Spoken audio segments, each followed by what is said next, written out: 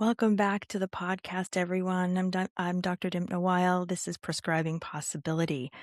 Today, we are so very fortunate to be joined by an incredible woman that I will tell you this conversation was one that I really will treasure. We spoke about so many wonderful things going on currently. We talked about hope in the future and the power of music and dance and the arts. I had the opportunity to sit down with the magnificent Elizabeth Sobol, who is the Chief Executive Officer of the Saratoga Performing Arts Center. She has now been here 10 years at the helm of SPAC, and she has expanded the season with year-round programming, attracting younger and more diverse audiences with initiatives in the culinary, literary, healing, and visual arts. Under her leadership, SPAC's education program has grown from 5,000 students to more than 60,000 individuals through the capital region and beyond. In her helm as CEO, she has also led the organization as they opened the SPAC School of the Arts in 2021. She's overseeing major capital improvements in the campus, including a large renovation right now at the Spa Little Theater. She has this incredible vision to make Saratoga Springs an international arts and cultural destination. And she is spearheading so very many tourism campaigns and partnerships with organizations, including Cafe Lena, Skidmore College, the Tang Teaching Museum, Opera Saratoga, and the New York State Parks Recreation and Historic Preservation. So prior to SPAC, Elizabeth served as the president and CEO of Universal Music Classics and managing director of IMG Artists in North and South America. She has managed artists including Itzhak Perlman, Joshua Bell, Renee Fleming, the Emerson String Quartet, James Galway, among others. And she has also she was involved in the creation of the IMG Artists Dance Division, the most prestigious dance roster in the industry, representing the Bolshoi Ballet, the Lyon Opera Ballet, and the Miami City Ballet, among others. Her resume never ceased to amaze me. Elizabeth has also been co-producer of the off-Broadway production and international tour of Jam on the Groove, the first hip-hop musical sponsored by Calvin Klein. She is co-producer of Bill T. Jones's Still Here. She also is the co-producer of the award-winning Noise of Time with the Emerson String Quartet and Simon McBurney. Elizabeth is a force to be reckoned with, and that is an understatement, truly. She has worked with some of the most incredible artists. She has led the charge in so many different realms in the arts. She studied at Sarah Lawrence College and the Rotterdam Conservatory. She received an honorary doctorate of fine arts and her Bachelor of Music in piano performance from the University of North Carolina School of the Arts. She lives here in Saratoga with her husband, Jorge Gomez, the founder and director of the band Tiempo Libre, and their dog, Lana. I am so excited for you to have a listen and learn a little bit more about what SPAC is cooking up these days, as well as to get to know Elizabeth if you haven't had the opportunity yet. All right, I hope you enjoy. Welcome to Prescribing Possibility, conversations that inspire us to heal, grow, and live with harmony. I'm your host, Dr. Dimna Weil. Thanks for joining me for your weekly dose of thoughtful conversation and personal transformation. Let's get started. Welcome back to another episode of Prescribing Possibility. Today, I'm joined by the one and only Elizabeth Sobol, the president and CEO of the Saratoga Performing Arts Center. Thank you so much for being here. Oh, it's my pleasure. Thank you so much. So for those who don't know your story, I think it's one that's really quite interesting. You have a past life of its own. And as I understand, came out of retirement. Yeah. For this gig at SPAC. Yeah. You want to share a little bit about the calculus there? Maybe? Sure. Yeah. So I'm going to go way back to the beginning because kind of how I grew up plays into how I view SPAC and what it's meant to me to be here. That I grew up in sort of semi-rural North Carolina, where, by the way, there were no concert halls and Mm. no museums and no real culture, arts and culture that we think of around SPAC. So my discovery of the arts really came from my grandmother, Mm. who was a mill worker, lived in a mill house, but with a great porch. And she would swing me as a little girl, put me in the swing with her. And she loved telling stories and she loved singing songs and all of that mixing with, the smell of honeysuckle in the air and the smell of springtime or the smell of summer, all those things like nature and words and music kind of melded together Mhm. and made magic for me when I was a little kid. And it really took quite many years, many decades before I really realized the impact and the import of those early experiences. So, and then my mom had inherited that love of singing from my grandmother, and she actually studied classical music and did some performing. And so that's where I got my interest in classical music. My mom stuck me at a piano when I was about 6. She actually gave me the choice. You can either study ballet or you can play the piano.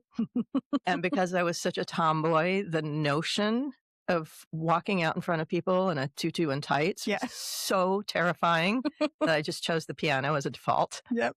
But that kind of set me on a path of a love of classical music to the point where until I was about 18, I really went to conservatory and really thought I was going to be a performing musician, a classical pianist. Then, of course, I hit 18. I was in New York. I was in Europe for a while and started hearing other kids my age performing Mhm. and the comparison and the realization of the competition out there. And I realized I had just like a very visceral kind of epiphany that I did not have what it took to be out there and do this thing. So I had to change course Yeah. pretty quickly. And all of those years when I was at the North Carolina School of the Arts, which is where I went from age 14 on, I was really just studying music and a little bit Mm. of literature at like zero maths, zero science, zero. It was all about the arts. And so when I came out of conservatory, I was really not prepared for a career in anything Mm. much than music. And so I felt really, really at sea and questioning what possible path my life might take. Right. And as it happened, the then dean of the School of Music at the North Carolina School of the Arts brought these 2 women down from New York City. One was a very well-known publicist in the classical music space, and the other was a very well-known promoter of young talent in the Mm. classical space. And they did this symposium for the juniors and seniors about once you leave conservatory, how you look for a career, the things you need to do to look for a career in classical performing arts.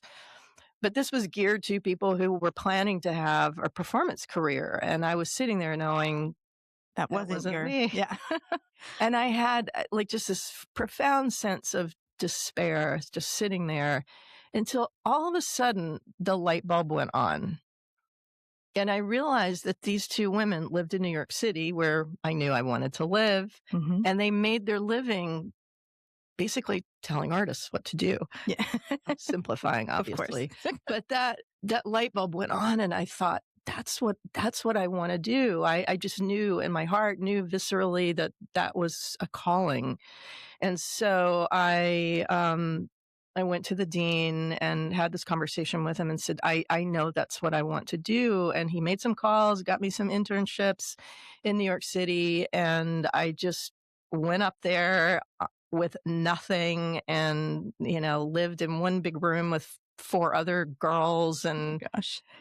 the sort of usual Yep. out of college, intern situation.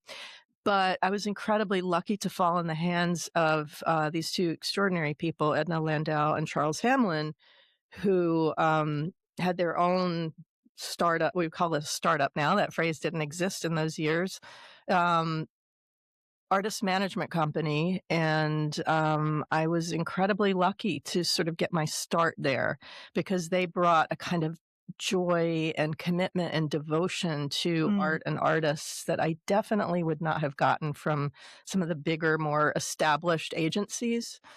So, and from there, then that small agency got bought by the big sports behemoth IMG, Right. and I kind of rode that rocket with them for many decades and went from intern to ultimately being the managing director of the organization. It was Incredible. it was an amazing story, an amazing experience. I was so privileged and lucky to have had that experience and worked with all these amazing artists who have been so inspirational in my life. Mhm. And from there, I ended up going to university as the label president of a new label that focused on classics, not classical, but classics, like Mhm. anything, basically anything in any genre that was kind of timeless and great Mhm. in a certain sense, not hit oriented, not pop oriented, but Right. and that was an extraordinary experience as well. But as I started getting close to age 60, I was just feeling how exhausted I was after so many decades of being in those environments, which were very, very mm, trying and brutal and Challenging. challenging. New York itself is New York challenging. City is Yeah. so challenging, and especially for a little girl from rural North Carolina. So, so I decided it was time for me to step down, and my husband and I had an apartment in Miami Beach. And I was like, finally, I can. When I go down to Miami Beach, I can actually go and Mhm. go to the beach and Right. not just be shuttling on airplanes all the time. And so, literally, like days into my so-called retirement, the phone rang, and it was a person saying, "We're doing the search for the new head of spec, and your name keeps coming up." And I am very embarrassed 10 years later to say that my response to that very generous opening was, "Yeah, thanks. I'm going to walk out on my balcony and describe the view of the ocean, and you're going to tell me why in the world I would move to upstate New York." Right. So every time I tell that story, which is often because I think it's so instructive, is how Mhm. little I understood and or knew about this area and Saratoga and what a miracle it all is. I luckily had a friend who heard about this conversation and Mhm. called me up and told me to get over myself and get up to Saratoga and Well, interview. I don't know who that friend is, but we have to thank him or her, let me tell you. So anyway, well, that was a very long, overly long introduction, but it Mm, kind of sets the stage for yeah, what's. I think that it's not it's just so helpful to kind of have that perspective. You know, it's one thing to have somebody new come in taking over, our precious SPAC. The experience that you brought in and just your I don't know, there's just a very calming generosity about you. And I think that that really permeates the entire experience over there. So, um, I'm curious because you've been with, cultural institutions your entire professional life. You know, what does music and dance mean to you personally? I know you didn't want to be a ballerina, but Well, I should say, though I did not want to be a ballerina, when I got to the North Carolina School of the Arts, age 14, very wide-eyed, the dorms for the high school students, in order for me to get from the dorm room to my practice room, I had to walk by the dance studios. mm, And so I would walk by the dance studios, both there was a big modern dance program there as well as ballet program that had a big DNA from New York City Ballet. Of course, now I can mhm, make those connections. sure. And I would just stand there transfixed. I'd never seen anything so beautiful in my life. And my practice time got truncated a little bit because I would stand there just mesmerized and lose all track of time. Yeah. So I would say that this, that sense of beauty and a sense of wonder and a sense of awe. I mean, all of these things that Mhm. are now being studied, thank God, Yep. by scientists and psychologists and practitioners. Um, I think that I mean, I'm grateful that you said, use the words common generosity. I'm glad that most of the people in Saratoga did not know me in my New York City days because they might have found some different adjectives. um, It's New York City, Elizabeth. It's it was New okay. York City. Yeah. It was the city's fault. But I think that that's important to say because my move up here and my experience with SPAC, with Saratoga and the whole region, and all the people in the community has profoundly changed me and Mhm. affected me and given me an insights into the performing arts and arts in general, beauty in general, whether natural beauty or human made beauty. I It gave me a much deeper understanding of the profound effect of these things and importance on the human organism. Mhm. So I truly give thanks every day for this bizarre thing that happened with that call out of the blue and a friend who put me back on the right track Yeah. and that brought me here. Yeah, kismet, right? Yes. I grew up as an Irish dancer, and so dance was my Well, way of being, right? mhm. It's that stress relief. It's Yes. that the awe of taking flight. I mean, there's just so much that, dance and music bring to the Yes. table. Um, I'm curious because when you watch it, say, on television or remotely, like everything has been for so long, there is such a profound difference Yeah. between that and experiencing it up close and personally, which pretty much is the only way you see things when you're at SPAC because it's such an Totally. intimate environment. How do you see that as being Yeah. such a difference in the experience for the audience? Yeah, I mean, gosh, we could talk for hours on that topic. I do think that again, thanks to all the research that's being done now, and particularly in contrast to what happens when we're looking at something on a device Sure. in our own room by ourselves. So when you are physically with other people, um, participating in the arts, like there's a lot of research around the effects of singing together in Hmm. choral groups and everything. So participatory experiences of the arts are very, very profound. Like what they've found is that, first of all, if you're singing together, you're breathing together. Hmm. Um, I've heard it talked about like music is sort of the architectural pathway to wellness Mm. because, groups of people are breathing together.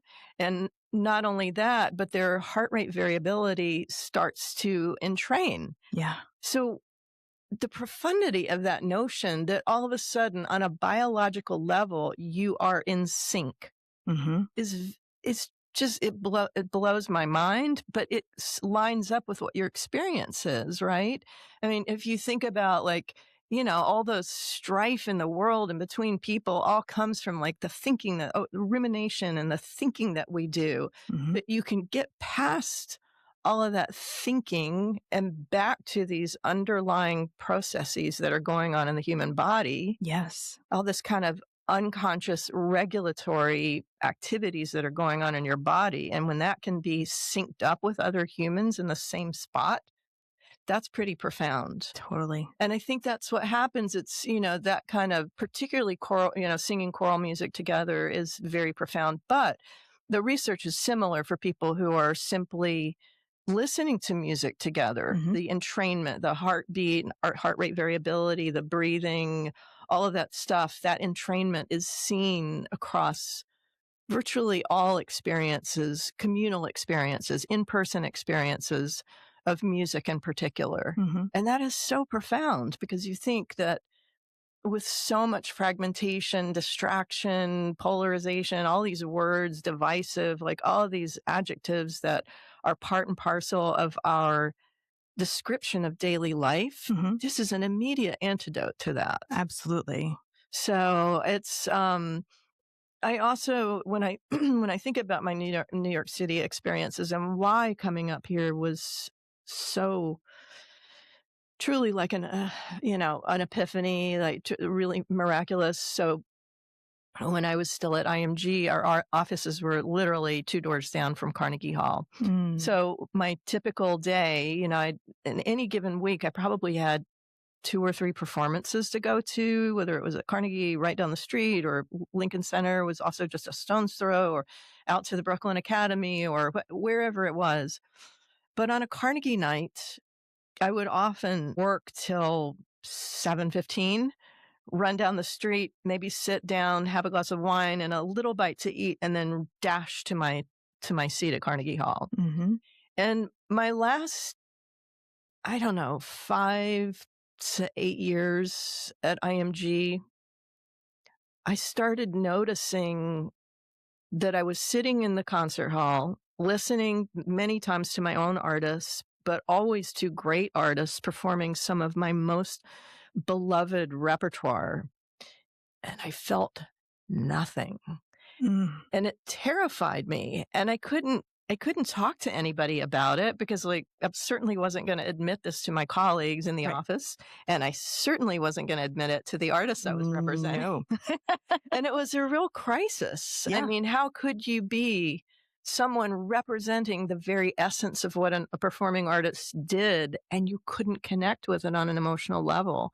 Yeah. It was a real crisis for me, and, so Let me just ask you, in that sure. time, you were aware of it, right? But Yes. did you look at it as like a burnout or a time to move on? Like, was it more of a sad crisis or a happy crisis, if that makes any It sense? was a terrifying crisis. It Mm. was terrifying. I mean, first and foremost, because my whole life had been fueled by the joy, I mean, it's a hard business to be in, and it takes every ounce of your, kind of your inner spirit and motivation to these long hours and the emotional drain, and you're dealing with people who can be, they're very brilliant, but they can be very erratic and very demanding and very volatile. And you have to be there for them 24/7, 365 days a year. Right. It doesn't matter what kind of mood you're in. If they're having a problem, you are there.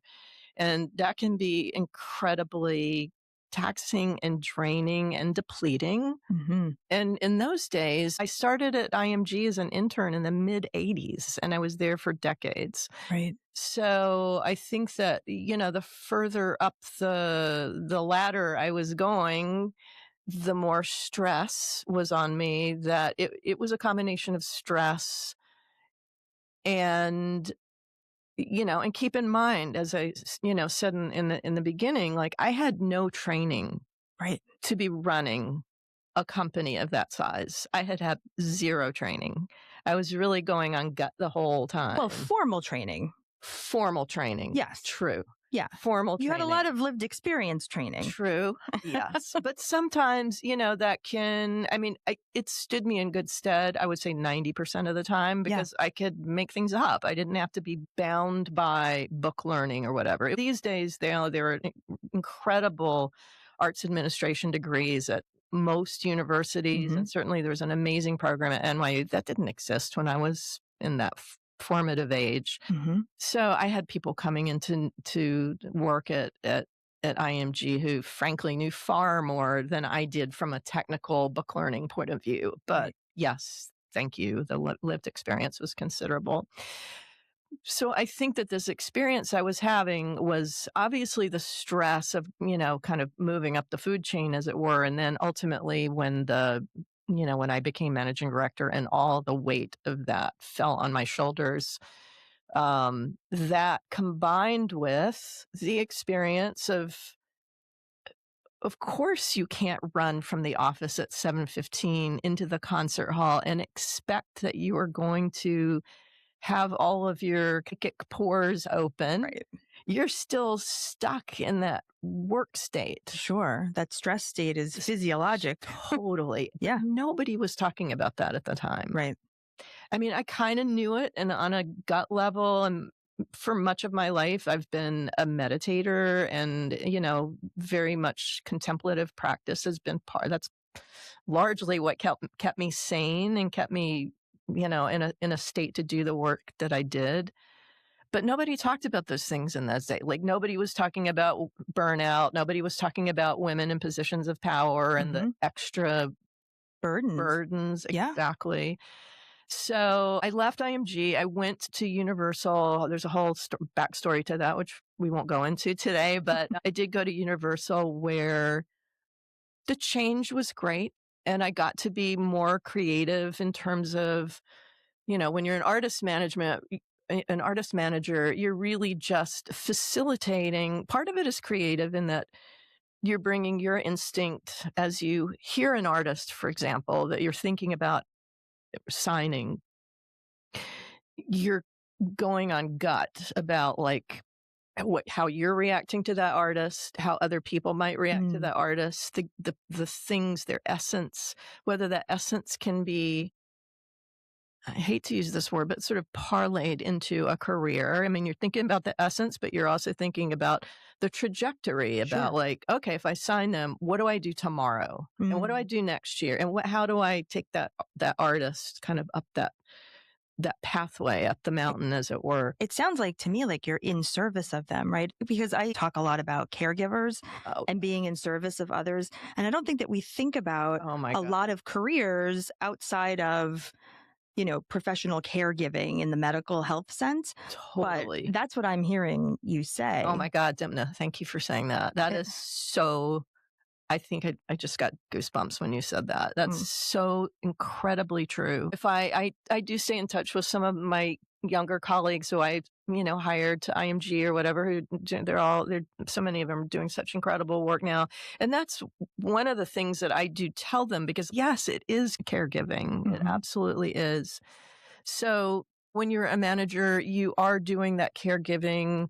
I think one of the reliefs for me going to the label, even though that had a whole other a whole other spectrum of challenges about it, is that you're not kind of 365 day a year caregiver. mm, You're signing an artist. You're focused in on a creative act of, what kind of album? Like, what do you want to do? What works for us? What works for you?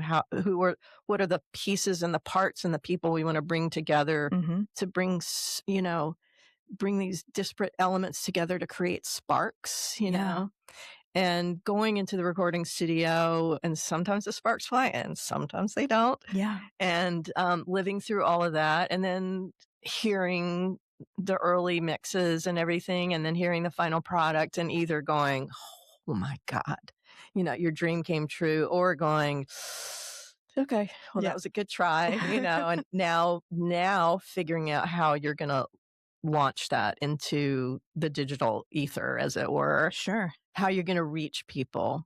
So, so that was,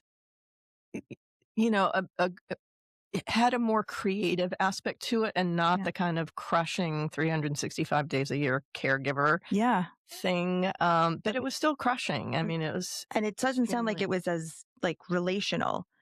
Maybe it was a little wow. I or love your comments are so spot on. Correct. And I would even say that about artist management to a certain degree, because now that I'm up here, I think back about the last many, many decades when I was in New York City. So if you're an artist manager, you're overseeing, certainly for the artists I was working with, international careers. So they're touring all over the world all the time. And so, yes, like maybe once or twice a year, they might be playing in New York City, but most of the time you're organizing tours, you're pushing them out mhm, and they're on the road and you'll read the reviews if there are reviews, or you'll talk to the promoter the next day. How was it? Or you talk to the artist. How did it go? But you're not there. right. And so it's a disembodied, to use your language, it's a disembodied experience. And so trying to stay really connected to that artist's development can be challenging. And then getting to the record company where you're putting all of this like personal, creativity and interconnection in the studio and all, that whole process.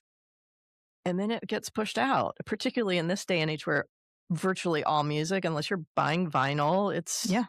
it's digital. Mm-hmm. And so you're not even dealing with a physical thing anymore, and you're pushing it out. And so there's no, again, disembodied. Yeah. And to get back to your, your comment about like how important embodiment and things like this, live performance. I listen to a lot of music, like digital music on my earbuds or on my computer or whatever, but it's not the same because of that disembodied experience. Yeah. So I've always found that you can listen to music that you love. You listen in the car, you listen at home, and there is just something absolutely magical yeah, when you are in a space listening to it live. Now, Yeah. sometimes you're like, well, I kind of like the album better, right? sure, sure. But I find most of the time there is just something very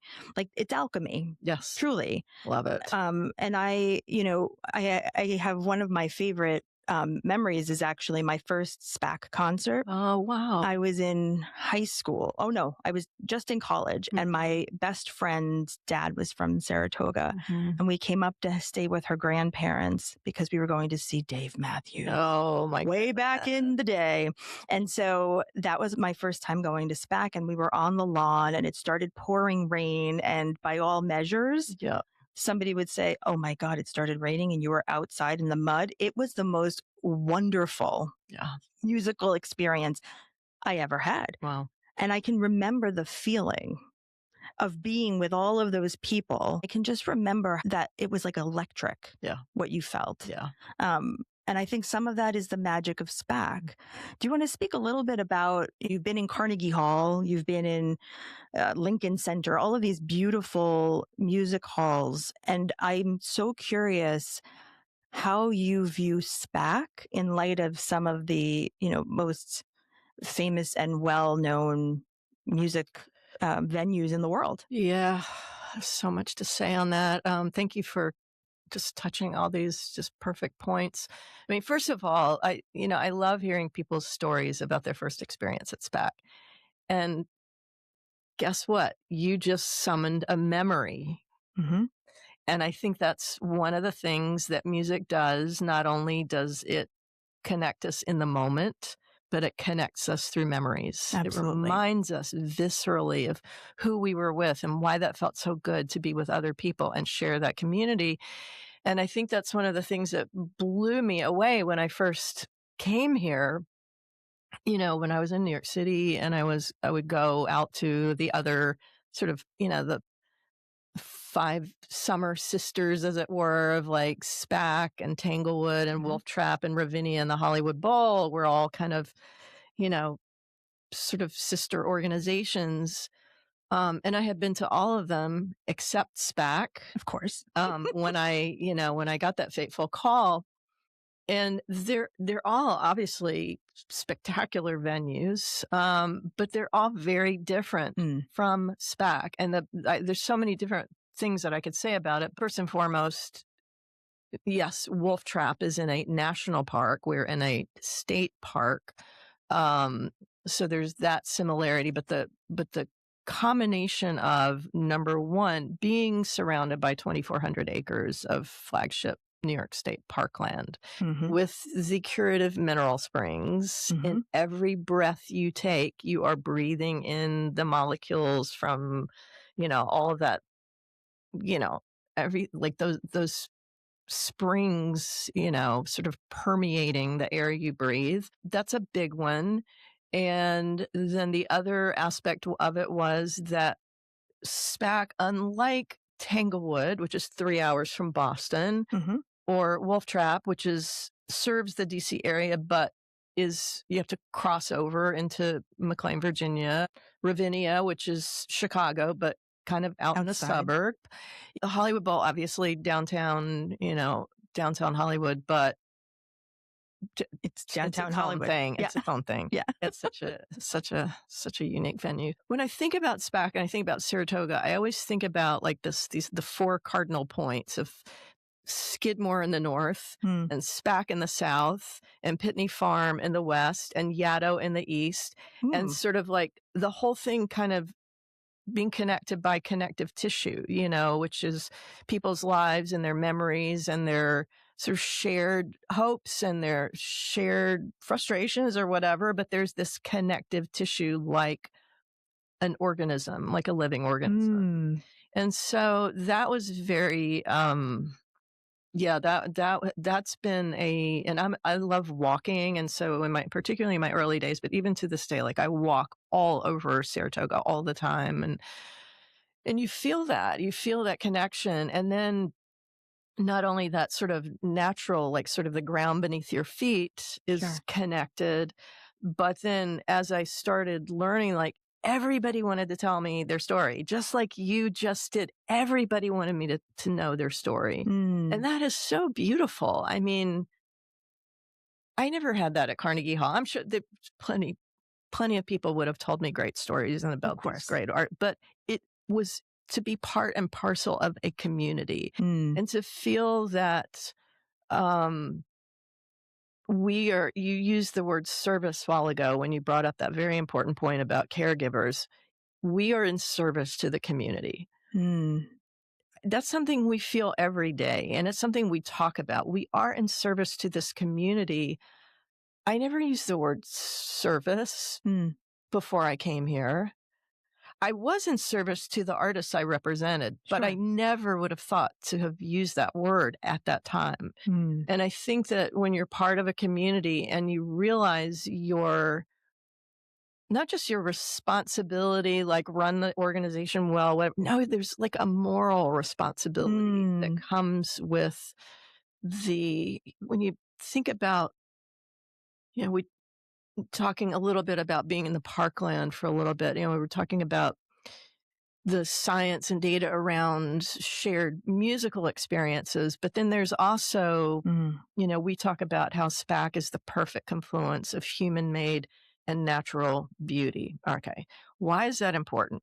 First of all this research being done right now on the everyday experiences of awe, Yes. two of the biggest tranches of experiences of everyday awe are nature Mm-hmm.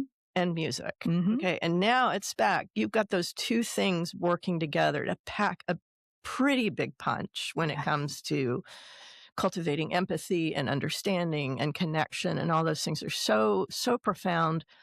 But then the other thing, when I, think about SPAC's mission statement and how we talk about how what we do connects people to people and people to the planet, right? Mm-hmm. And if you think about, again, all this research on that phrase forest bathing that was kind of popular for a Right. while, there's so much science around that. Mm-hmm. When you think about, like, this is particularly true with conifers. So think about all the pines, Mm-hmm. Avenue of the Pines, all the pines around the SPAC campus and in the park, that the what we think of like the aroma, the sort of essence, the smells that come from pines and everything.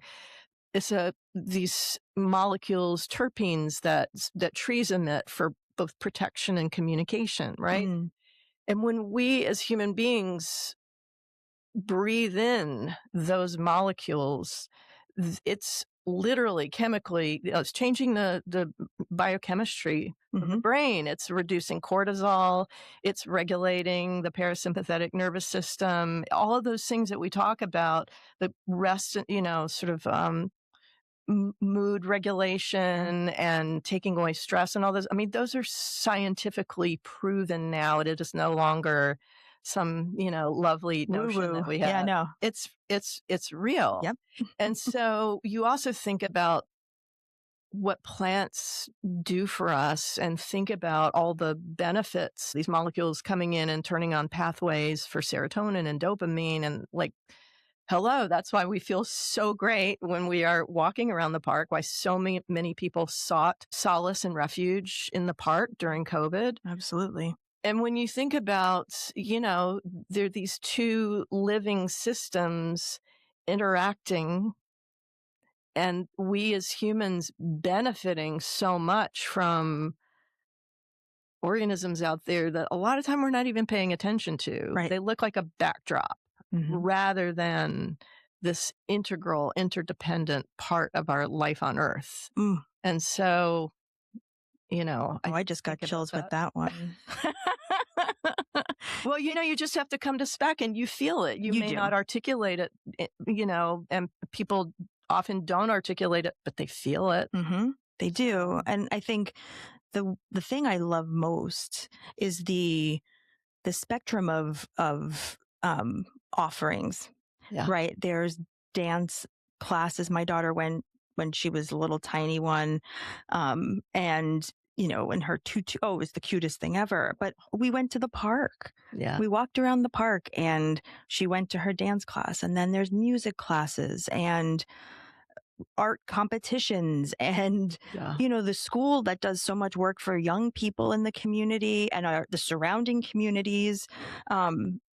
It really does bring together people of all sorts of walks of life, and we live in such divisive times now where it's us, them, and there's all that, the binary sort of way to look at things. You go to SPAC and that doesn't exist. Yeah, that's why we work so hard. Yeah, you do work very hard. I think that is what drives us. I mean, SPAC, like every other, not-for-profit organization. And by the way, I'm getting my plug in here because there are a lot of people who don't realize that SPAC is a not-for-profit. Yeah. A lot of times they conflate us with Live Nation and do not realize that SPAC is the 501c3 that presents all of the ballet, the orchestra, all the the jazz fest, Ballet X this summer, year-round programming. They don't realize that we're a year-round organization right now, that we've been presenting year-round going back to 2017, and we're in the midst of renovating the Spa Little Theater to make that pure, a true jewel in the crown venue, not just for SPAC, but for the whole community. That we've been doing culinary events since 2020, visual arts, culinary arts, Literary arts, healing arts.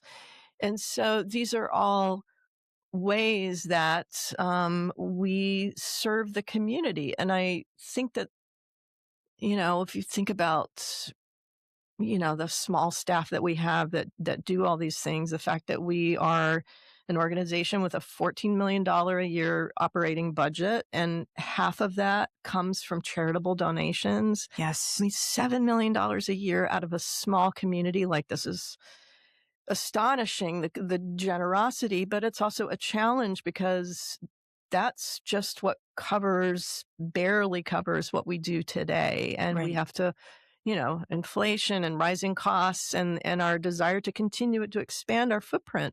Right. And you mentioned the school and what we do there, but we've gone from serving 5,000 kids in Saratoga in 2016 to now serving over 60,000 individuals throughout the Capital Region and North Country. So just right there, from 5,000 to 60,000. Yeah. That's extraordinary. Yeah.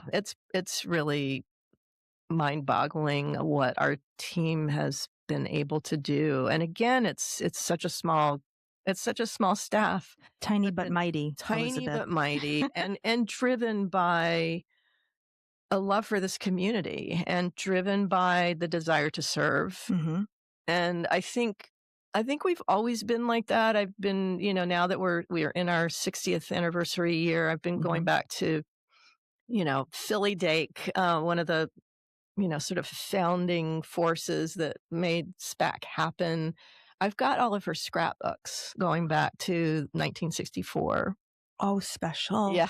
So I've been reading, particularly the early ones, and, one always thinks, oh, these challenges that we're in and the difficulties we have and everything, they're like, there's never been this hard before. And there's never been, no, it was the same things that have been going on for 60 years. Mm-hmm.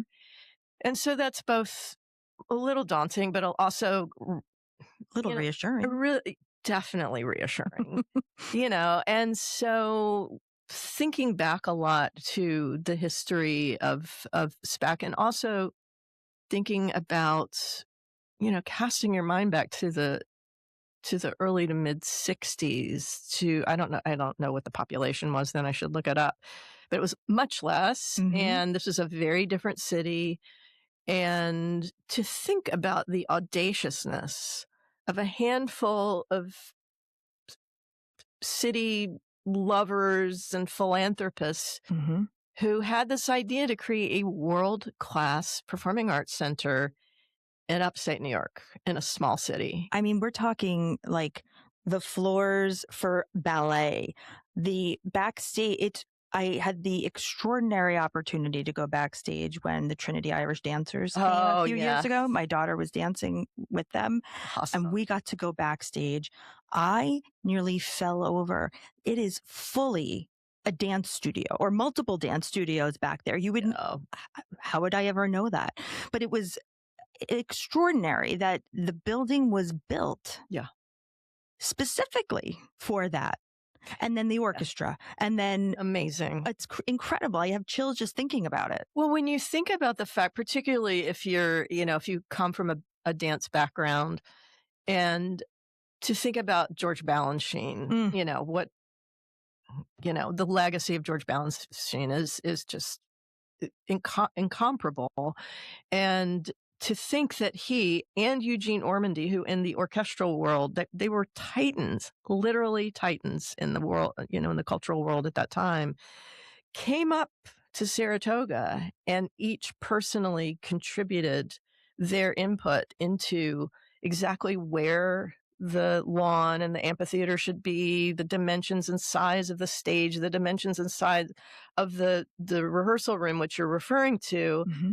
People don't realize, how big our stage is. And the whole idea was that the rehearsal room would be an exact mirroring of the stage itself. So it's massive. It's massive. So it's a shame that more people don't get a chance to see the backstage and just see how enormous everything is back there, and all the things that have to be done and maintained, and in order for artists to have what they need backstage. It's a big deal. Well, and it's also, I think, I hear a lot, well, we used to have the ballet for so long, and now, it breaks my heart, because on the one hand, it would be incredible to have them with us the whole summer or the 6 weeks. But in light of the costs of everything, were different times when we had them up here for so long. And, if people feel that way, I want to say, please go get tickets and go bring your family, go sit on the lawn. Thank you so much for bringing that up. That's, I love this place so much. If I had to say just one thing that has been heartbreaking, is some of the vitriol out in the community, because people don't want to understand what I didn't say to you after I told the story about how important those days at the School of the Arts were and how mesmerized I was with dance. Well, when I was at IMG, I started a dance division that became the biggest roster of amazing dance companies in the world, including the Bolshoi and including Miami City Ballet and a ton of contemporary companies and ballet companies and whatever. I was deeply committed to it. But you also, when you look at the almost $1 million shortfall that we sustain literally every year of the ballet, an organization with if you think about a $14 million operating budget, $1 million of that is the shortfall we sustain on the ballet. Right. And yet we are committed to that. Mm-hmm. And so it would be wonderful if people would, rather than looking at it out of the glass half empty, look at it as, and yet, despite that $1 million shortfall, we continue for 60 straight years. We have been presenting and will continue to present the ballet because of how important it is. And to your point, it's, people love to criticize what we're doing. But so many of the names, like when we get these letters that I receive or ugly postings on Facebook or whatever, I mean, that's the world we live in. I do take the time to look up who they are and see. Most of the time people are posting, they do not donate a dime to SPAC. They often are not even buying tickets. They must be either going with other people or whatever. And so the arts have, every era, there are people proclaiming the end of the performing arts. Right. They've been doing this going back Decades. decades, even probably even more than that. And luckily, I think there's so many of us who do believe so strongly in it that we keep it going one way or the other. But that doesn't mean that it's not extraordinarily difficult. Mm-hmm. And people living today, if you're on a fixed income and all of a sudden, like, your gas prices have gone up and your food prices have gone up, and you have a limited amount of money to work with, Right. you might start eliminating your elective activity. Like, that is a natural. That's what one Response. does. Yeah, of course. Under financial duress, and so running an organization like this and being able to continue to present these two extraordinary, best in class, best in the world companies, Philadelphia Orchestra and New York City Ballet. Incredible. And I think the other thing that people don't realize is that there literally is no place in the world other than Saratoga where the New York City Ballet come every year Mm-hmm. with their full complement of dancers and the live orchestra. Why is that?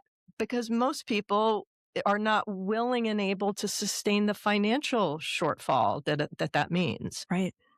We do that. We're committed to it, Yeah. So I thank you for asking that question, because I do appreciate the opportunity to explain to people why these decisions get made. There's often an assumption that's like, oh, you don't care about the ballet. I care deeply about the ballet. Everybody at SPAC cares deeply about the ballet. Sure. But we also care deeply about the organization and maintaining, fiscal responsibility and viability for the Yeah. long term. So Because it's run very differently. I appreciate you mentioning the Live Nation being a separate entity, yes, because in my time with the Action Council, people have said to me, oh, raising prices for parking again. And yeah, Yeah. it is ridiculous, the amount of money that's charged for parking at concerts. That doesn't go to SPAC. that does not go to SPAC. And people don't, they're like, what do you mean? I said, no, that is not SPAC money. That is all done by Live Nation. Not to criticize them, but to make it clear that they are very different. Yes. And that it is even more important that we know that it's the ballet and the orchestra and, the movies that are played with the orchestra. I mean, there's so many things that we can do to support it. Yeah. But yeah, concerts are great, but that's not all going to SPAC. No, it's not. And I thank you so much for bringing those things. Live Nation, obviously, that's such a fraught topic for so many people. But I think that also people need to understand, I mean, they are essentially our tenant. And when they do their concerts, it's a turnkey operation for them. That is not SPAC presenting those concerts. And you can vilify Live Nation all you want, but frankly, if they weren't there, Dave Matthews would not be coming to Saratoga. James Taylor would not be coming to Saratoga. All these artists that people have these incredible memories and connection to, those artists would not be coming to Saratoga. And they wouldn't be coming back every year. They would not. And I think that, people forget that in this day and age, just security alone for SPAC, we used to have a small group of people who were at the gates. We can't operate that anymore. We can't take the risk of not having expert security for our shows. Sure. But if you were talking about Live Nation shows with 25,000 people and coming in from all over the country, they must have such a robust security structure. Because they have to make sure that people are safe at these concerts. And you've probably been to some of the concerts that weren't quite as Pacific as a Dave Matthews show, So there're just all these things that understandably, you're not going to know these things if you don't work in the business and know all the requirements and the amount of the expenses and costs that go into presenting these artists, not least of which is the artist fees, which also, by the way, keep going up substantially. I would imagine. As does the ballet and the orchestra go up every year. It doesn't matter whether they're not selling more tickets. Right. Their fee goes up. Mm-hmm. So at any rate, I thank you for giving me the opportunity to bare my soul. So I have a question for you then. There are so many ways I think that families and people in the community, maybe who drive past or through SPAC every day, who maybe haven't been there in a while, or maybe never went to, an event. There are discounted tickets to things for students. Like, can you speak to that a little bit to let people know what's available? Yeah. So there are so many ways to save that I personally am not going to remember them all. Sure. If you go onto the SPAC website, which is spac.org, and look at ways to save, honestly, one of our biggest missions is to make both arts and arts education barrier free. Lofty goal. And we will continue working on it. However, we, by the way, distribute close to 15,000 free tickets every year to aggregate of like veterans, to farmers and their families, to people in marginalized communities, at any given summer, we have 10,000 classical kids, lawn passes out for kids who have gone through the classical kids program, which is valid until they graduate at age 18. Amazing. I mean, there kids in free on the lawn, there are just so many opportunities. Yes, do we have dynamic pricing? Yes, we do. It's one of the only ways that we can keep up with the rising costs and everything. Mm-hmm. So in some of the choice seating areas, yes, ticket prices will be going up. There are always affordable tickets, either in the amphitheater or out on the lawn. We've just launched a 1966 promotion for lawn opportunities. So, I mean, you can't really beat that. And there's no bad seat. There is no, exactly. Even you're all the way back by the fences. You have these giant screens now. You can walk around. Yeah. There is no bad seat. Yeah. And also, when you talk about like families and everything, particularly on some of our family-oriented nights, like games for kids and the gathering area under the pavilion and lots of family-friendly activity going on the lawn, or all over the grounds, not just on the lawn. So, yeah, I wish I could get out there and literally speak to people individually to tell them what they're missing, because it's such a joyful experience. It's not even just joyful. Like, you are different when you leave there, and you're sitting next to people you don't know, and you're like, oh, wasn't that amazing? It's like a totally different vibe when you're walking out, like walking back to the car and you're chatting with people you don't know, but are there. And you're like, wasn't that incredible when they did whatever it was? So I couldn't ask more, like, emphatically that people give it a look this summer. There are incredible people coming. Yeah. I mean, last summer was out of control. I mean, John Batiste, I still have chills. That's crazy. But it keeps getting better. Yeah. Every year there's some other trick up your sleeve. Yeah. And that in and of itself is its own kind of alchemy, to use your word, because you never know what artists are going to be out there touring, who's going to be available on your date. And, when you're looking at the orchestra, which conductors are available. And sometimes a conductor doesn't want to work with a particular soloist, or a particular soloist doesn't want to work with a particular conductor. So you're dealing with that sort of stuff behind the scenes. There's all sorts of things, like when John Legend came, we originally thought we were booking John Legend at a keyboard with an ensemble of 3. Sure. And it turned into a whole band and a chorus and film, like a video. And And how did you don't say no to John You do Legend. not say no to John Legend. You make it happen. Yeah. I mean, I think, so kind of coming back from my management days, you actually don't ever say no to an artist. I mean, if you can, I mean, Of course. you just don't, because um it can sometimes be easy to be like, oh my God, you got to be kidding. But when you think about what they do Mhm. every time they go out on stage, the vulnerability, the concentration of the artistry, the preparation, the years of ups and downs, but primarily that vulnerability. When Yes. an artist walks out on stage and kind of opens their heart to an audience, I just have such incredible love and respect Absolutely. for those artists, and appreciation for what they do, particularly now here, what they do on the spec stage. Mhm. It changes us all. Yeah. And so you really want to do everything you can to make sure that their experience here is a good one, and that they enjoy being with our community in this beautiful, beautiful place. And we feel so proud to be able to share everything we have at SPAC with the artists who come here. Yeah. I want to be mindful of your time because you're a busy woman. I think, have touched on so many aspects of you and your life and the wonderful things that you have brought to SPAC.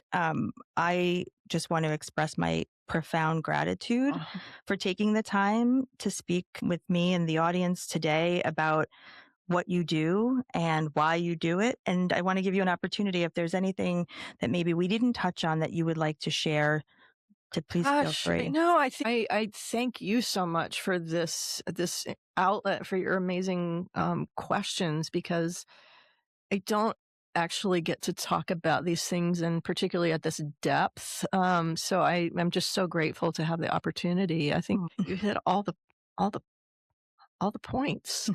So Well, yeah. so to anyone listening who has not had the opportunity to come to SPAC, make the trip, whether that's from out by the lake or out in Greenfield or Florida, wherever you are. Like, SPAC is a really special place. And I thank you for continuing to steward it and make it as special as it is. I think it has the power to really bring people together in a time when that is ever more needed. Well, thank you. It is my privilege to be in this position, and to be part of this amazing community. So Oh, thank you. thank you. Thanks for sharing your time with me here on Prescribing Possibility.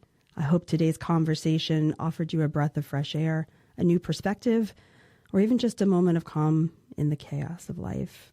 If this episode resonated with you, pass it along to a friend or a colleague. You never know who might need a little more harmony in their life today. I'd love to hear your thoughts, your questions, or topics you're curious about. Reach out to me anytime on Instagram or LinkedIn at dimnawile, or send me an email at podcast@dimnawile.com. Until next time, give yourself the grace to grow, the space to rest, and the courage to imagine what's next.